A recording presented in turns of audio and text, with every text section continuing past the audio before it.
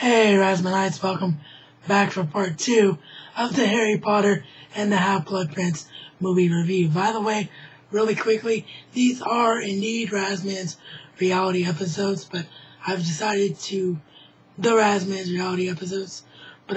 take a cue from a couple other people here on YouTube.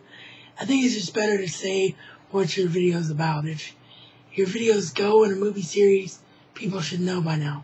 So you guys should know by now that all my videos are part of the Razman's reality. Now, back to Half-Blood Prince.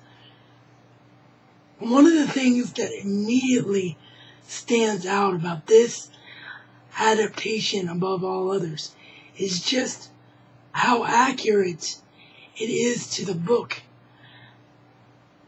in one sense. But in the other sense, the stuff that they added, like I talked about, it really, really works. And it really shows the growth of the acting. Take Emma Watson, Hermione Granger, for example. The scene where she is forced to confront her feelings for Ron because she sees Ron and Lavender kiss for the first time, runs off to the bottom of Gryffindor Tower, the stairwell. Harry runs after her. She's in tears and she says something to the effect. Now again, this is the effect because I haven't seen the movie but twice thus far. But she says something to the effect of, "How does it feel, Harry, when you see Ginny with Dean?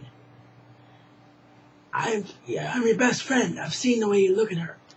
And that is such a brilliant adaptation scene because, one, it looks great on film because it set up the subsequent joke with Lavender saying, "Oops, I think this spot is taken," and the camera shot that stands from Harry and Hermione at the stairs to Ron and Lavender kissing to Malfoy up in the room of requirement with the vanishing cabinet. Not only does it do that, but it establishes three things very firmly for anyone that hasn't read the book and just watches the movies. It establishes that Ron is meant to be with Hermione, that Harry is meant to be with Ginny, and that Harry and Hermione are nothing more than great friends.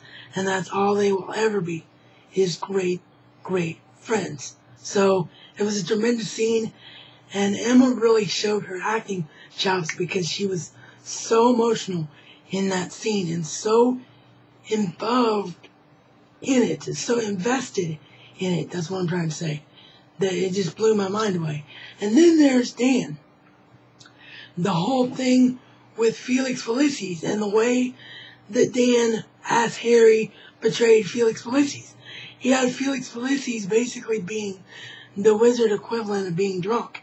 And the whole thing with Slughorn, where Slughorn starts to freak out just before they go to Aragog's funeral. Slughorn starts to freak out about Harry being out. And he's like, "Harry!" And then Harry's like, "Sir!"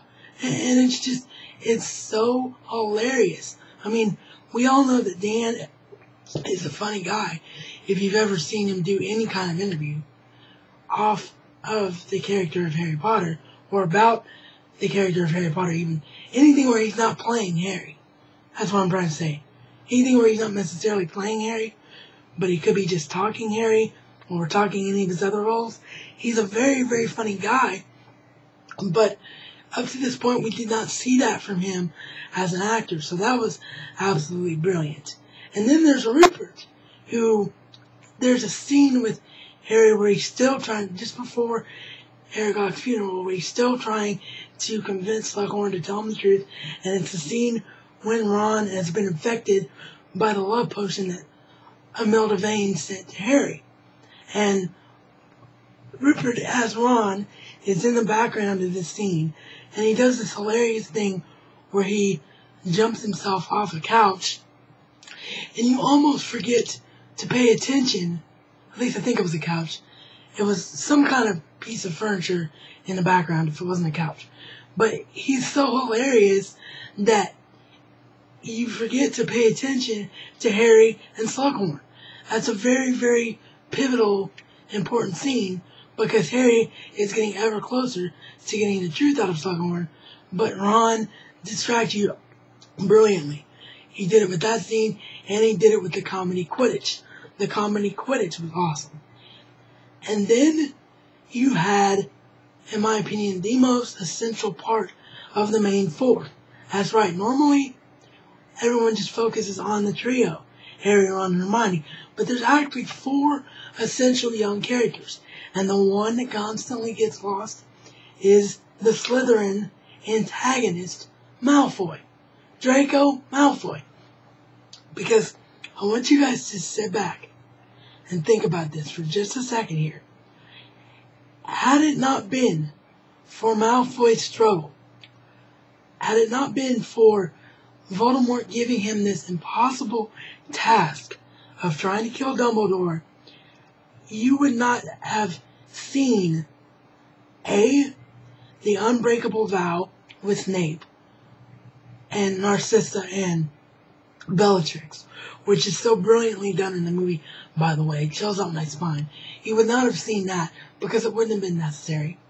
You would not have seen that maybe Malfoy does have a conscience, despite the way he was brought up.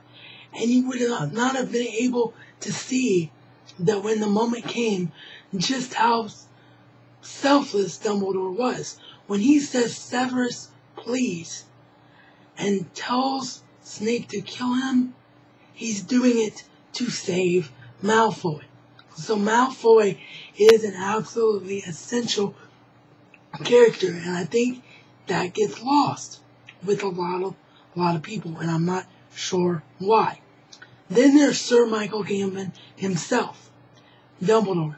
This, of course, is Dumbledore's crowning glory. Everything he does in this movie is about helping Harry achieve his one true mission, which is to succeed over the darkest wizard of all time.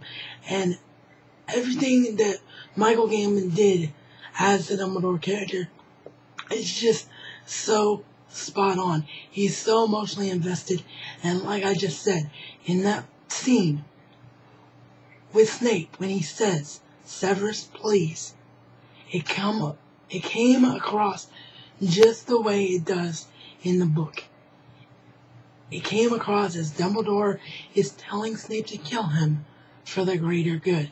Not only to save Draco, but ultimately give Harry the strength to realize that only he and only he alone can achieve this. Because even though Harry knew the prophecy, and he knew that it was his destiny to be the chosen one, this whole movie he struggles with it. The whole book he struggles with it.